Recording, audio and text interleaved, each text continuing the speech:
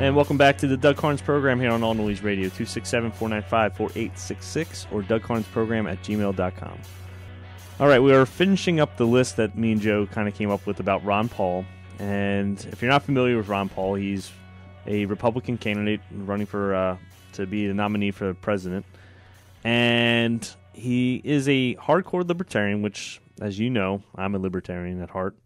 But I don't believe in everything libertarian, especially when it comes to foreign policy. He, he's been coming under fire a lot lately about how, he's been picking up steam, but people think he can't be elected. And listen, if you had a gun to your head right now and you had to vote Obama or Paul, who would you vote for? Paul. Yeah, I mean, it's just a given because any one of these guys or ladies like Bachmann, any one of them in the race right now, I'd vote for over Obama. Yeah, and Paul, I think, is out of my choices out of this group, it would go Santorum, Bachmann, and Paul. And so I'm not trying to be too hard on the guy, but I'd rather see somebody with a better foreign policy like Rick Santorum, who knows the Middle East inside out. I mean, in 2006, he was preaching on the Senate floor about the 12th Imam, which is the Imam that Iranian President Mahmoud Ahmadinejad believes in, where if you can create enough chaos in the world, the 12th Imam would come back. So it's kind of like they're Jesus, but it's the opposite. Like they want him to come back. I mean, for Jesus to come back for us, it's pretty much the end of days. Rapture. So he actually wants the end of days to come for the 12th Imam to come back, to crawl out of his well wherever he stayed or whatever. Yeah, well, Santorum seems like a real no BS guy. Yeah, I think if you have him in the White House, those guys will think twice about messing around. Whereas with Obama, they think they can just do anything and get away with it. But this is where it comes down to, between Paul and Santorum, who would you trust more when it came to something might go down, like some country attacking us or some terrorists attacking us? Who would you trust more in the office? Well, definitely not. Between Paul and Santorum? Yeah. I would trust Santorum. Yeah. I would give my trust 100% to him.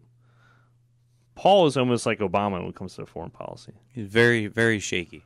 I don't know if I wouldn't vote for him in April when Pennsylvania's turn comes. But yeah, but like I said, if that's the last resort, then I'm totally going with Paul, because like I said, 95% of what he says I agree with. We cannot handle another 4 years of Obama. Bottom line. No. But that also doesn't mean. So you're saying you would still vote for Newt Gingrich over Obama? Yeah, I would. No, see, I would not. You would have to think about that? No, I definitely wouldn't vote for Newt. You would vote for Obama? They would just both lose my vote. You just wouldn't vote? I wouldn't vote. Only because Newt is sometimes worse than Obama when it comes to things. I don't know, but if you look at the overall picture, though, it's a no-brainer. You can't have another 4 years of... you can't have another 4 years of a progressive we can't have another John McCain either, but I don't know. That's what I'm saying. It's at that point, you might as well just build a bunker. That's why it sucks right now, because we don't know who to vote for. I was all ready to vote for Mitt Romney the last election, and then all of a sudden McCain came out of nowhere, and then by the time the primaries got to Pennsylvania, McCain already won. Mm-hmm. So I couldn't vote. So I'm like, all right, I guess I'm stuck with McCain. Man, it's tough. Yeah. But yeah, I definitely wouldn't vote for Newt Gingrich. They both would lose my vote, which would be a favor in Obama. But I would have to go with the Republican candidate. I see where you're coming from. Who it is, because I'm just that desperate to get this guy out of office. I know. Well, so am I, but I'm not trying to replace him with Obama and then Obama light that Newt Gingrich is. You know what I mean? So, but anyways, that's another show topic. So we're going down this list that me and Joe created before the show, and we ended up on pull all military bases out of the countries, which that's what Paul believes in. And I'm halfway there with Paul. where I say we don't really need any bases in any other country. It's just a waste of money and time. But I also see that we could use one like in the Middle East, like in Kuwait or in Israel, where we have... Just to keep an eye. Yeah, I mean, the Middle East is so volatile right now that oil could skyrocket to $300 a barrel tomorrow because Iran takes over the Strait of Hormuz. Oh, yeah, they keep playing those games. You never know what's going to happen. And this is why we need a presence over there, a small presence until we're totally needed. But it's also in our interest because we don't want to get energy independent over here. So we depend on the Saudis and oil all the time. So we do have an interest over there that we need to protect. So that I can see having a base there. The next on the list is give states more power than the federal government. Absolutely. We wholeheartedly agree with that, don't we? Yes. That states should have more power than the federal government. We have to stop growing this federal government. We totally need to, because if you notice in the news today that where did I see it? It was on the Drudge Report, and U.S. closes 2011 with a record $15.22 trillion in debt, officially at 100.3% debt to GDP ratio, $14 billion from breaching debt ceiling. So, remember that whole debate of raising the debt ceiling? Yeah. They're already $14 billion closer to it. Or they're big deal. away from it. And then once we get close We'll have to raise it again. We'll keep. What's the point of the debt ceiling? We'll keep kicking the can down the road. Why do we just stop voting on the debt ceiling and just say there's no get ceiling? rid of it. If you're going to keep raising it, There's no point. that's like I'm going to stop spending at $1,000 on my credit card, and then you get to $1,000, like, you know what? I'm just going to ask them if they can raise it to $2,000. Yeah. And then $3,000, and then Just keep going.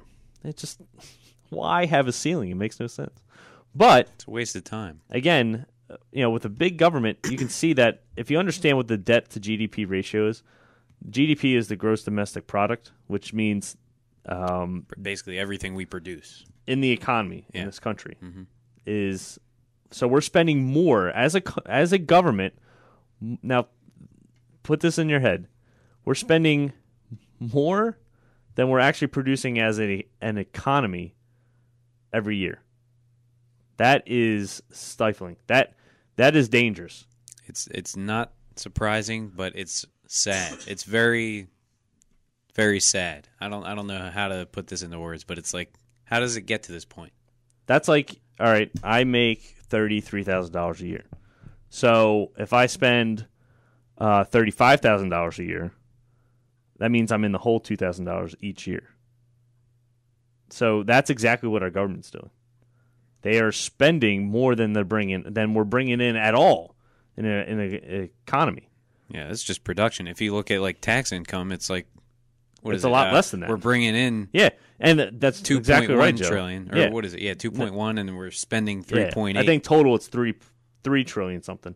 So if we're spending, I think the total economy brings in $11 trillion, or no, was it $4 trillion a year? I think it is. What, the government? The actual economy, the money it revolves around, I think is like $4 trillion.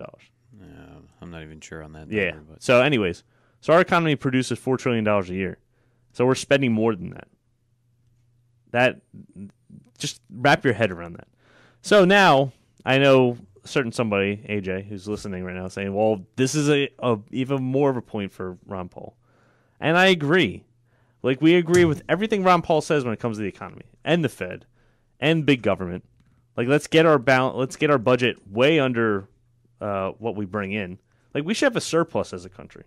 I don't know what's ever wrong with having a surplus, because then you have that surplus for a war. Yeah. When you need to go into war, you don't have to worry about taxing more. Or remember in World War II when we had sell those bonds to make money as a government, and the government gave more money back for those bonds later on.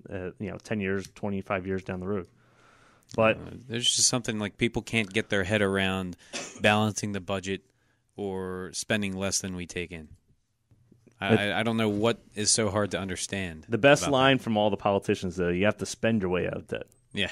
How do you spend your way out of debt? There's a way to spend money to make money, but you can't spend your way out of debt. The easy way to understand this is just to look at your own personal situation. If you spend more than you make every week, you're not going to survive.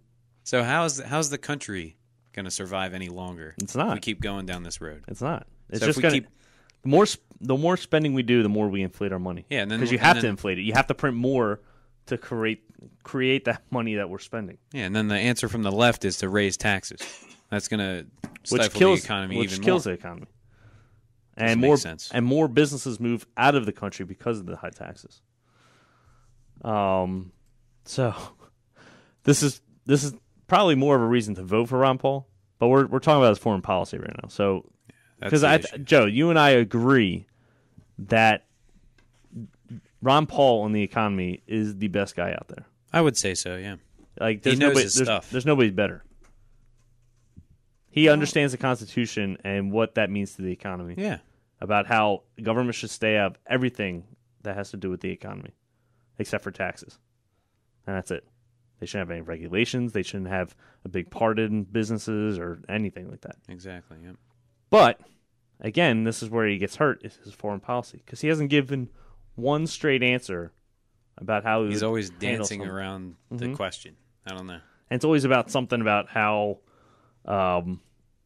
we shouldn't be doing what we're doing. We're causing all the problems in the world. It's all America's fault. All right, let's play this audio. This is from his. He does a phone message every week, and you can call it if you like. It's 888-322-1414, and it basically gives an update of what's going on in his head, and he leaves it on a recorded message, and you can listen to it. So let's just play it here. Hello, this is Ron Paul with your weekly update for September 12th. 10 years ago, shocking and horrific acts of terrorism were carried out on U.S. soil, taking nearly 3,000 innocent American lives. Without a doubt, this action demanded retaliation and retribution. However, much has been done in the name of protecting the American people from terrorism that has reduced our prosperity and liberty and even made us less safe. This is ironic and sad, considering that the oft-repeated line concerning the reasoning behind the attacks is that they hate us for who we are, a free, prosperous people, and that we must not, under any circumstances, allow the terrorists to win. All right, we're up against a hard break. We'll finish this clip when we come back. But he goes on to say that, people would like to say that the Middle East hates us because of who we are. But then he goes on, and you'll hear this after the break, is that it's not because it's who we are, it's because what we're doing over there. Which, if you listen to anything that's coming out of the Gaza Strip, or if you listen to anything that comes out of Iran, we are considered the great Satan because of the way of life. Like, they want Sharia law in every single country in the world. They want a caliphate. They don't care about what we're doing. They want to see our way of life, our freedom, our free market go down in flames.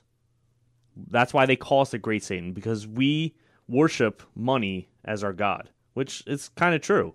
Yeah. But it doesn't mean they deserve to kill us because of it. So we'll come back and play that clip, but this is where Ron Paul is going with it. He's saying it's because we're doing something. It's not they don't hate us for who we are. All right, we'll be right back after this.